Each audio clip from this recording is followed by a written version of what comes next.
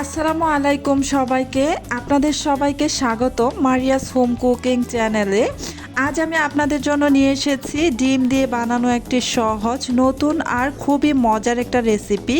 এই রেসিপিটি সেহরিতে গরম গরম ভাতের সাথে কিংবা রুটি, লুচি বা পরোটার সাথে খেতে দারুণ লাগে। চলুন তাহলে রেসিপিটা শুরু করা যাক। এখানে একটি বাটির মধ্যে আমি 4টি ডিম ভেঙে নিয়ে নিয়েছি। এবার আমি এই ডিমগুলোকে একটি কাঁটা চামচের সাহায্যে খুব ভালোভাবে ফেটিয়ে নেব।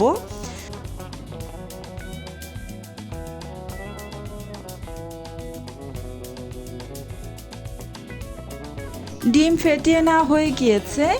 এবার আমি এখানে একটি প্লেটের মধ্যে নিয়ে নিয়েছি হাফ কাপ পরিমাণ পেঁয়াজ কুচি আর একটি মিডিয়াম সাইজের ক্যাপসিকাম এরকম চিকন করে কেটে নিয়েছি, আর একটি বড় সাইজের টমেটো পাতলা করে একদম লম্বালম্বিভাবে ফালি করে নিয়েছি।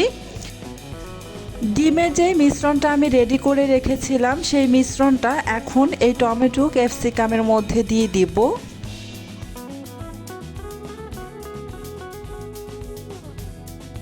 এবার যে সকল উপকরণগুলো লাগবে সেগুলো সব এখন এখানে দিয়ে দিব। প্রথমে মরিচের গুঁড়া দিয়ে দিলাম হাফ চা চামচ পরিমাণ, আর হলুদের গুঁড়া হাফ চা চামচ পরিমাণ,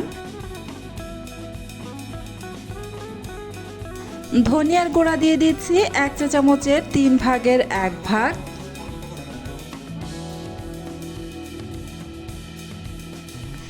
সামান্য একটু আদা বাটা দিয়ে দিলাম, আর দিয়ে দিব সামান্য একটু রসুন বাটা,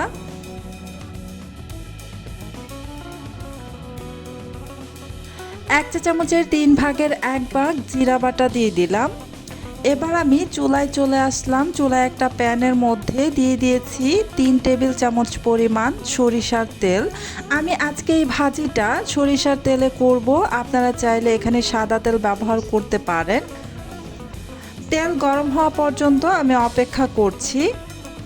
তেলটা গরম হয়ে গিয়েছে। এখন আমি এখানে এই সমস্ত কিছুর মিশ্রণ যে একসাথে রেডি করে রেখেছিলাম সেটাই ঢেলে দিলাম।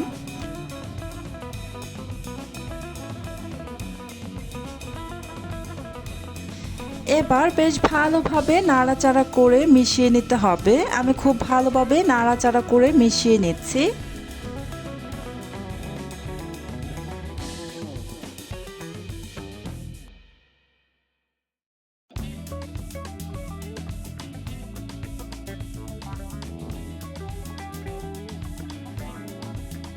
ভালোভাবে নাড়াচাড়া করে মিশিয়ে নেওয়া হয়ে গিয়েছে। এবার এখানে আমি স্বাদ অনুযায়ী লবণ ব্যবহার করলাম।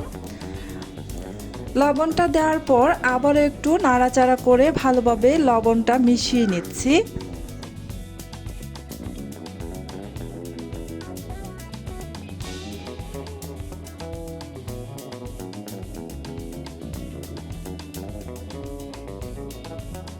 ভালোভাবে নাড়াচাড়া করে মিশিয়ে নিয়ে এবার এখানে বেশ কিছুটা কাঁচামরিচ ফালি দিয়ে দিলাম।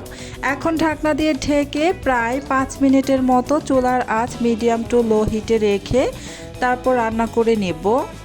প্রায় 5 মিনিটের মতো রান্না করে নিয়ে তারপর ঢাকনাটা খুলে এই যে নাড়াচাড়া করে দিচ্ছি।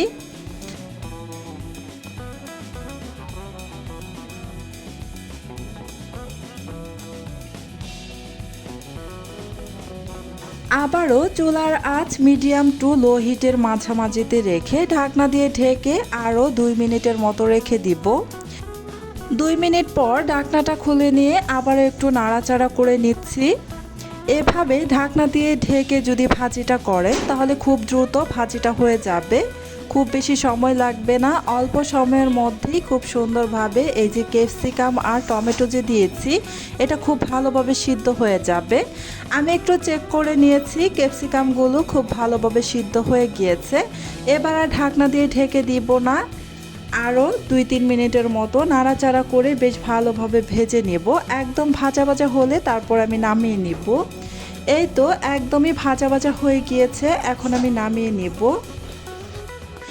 এই তো তৈরি হয়ে গেল আজকের সেহরি স্পেশাল ডিমের নতুন রেসিপি।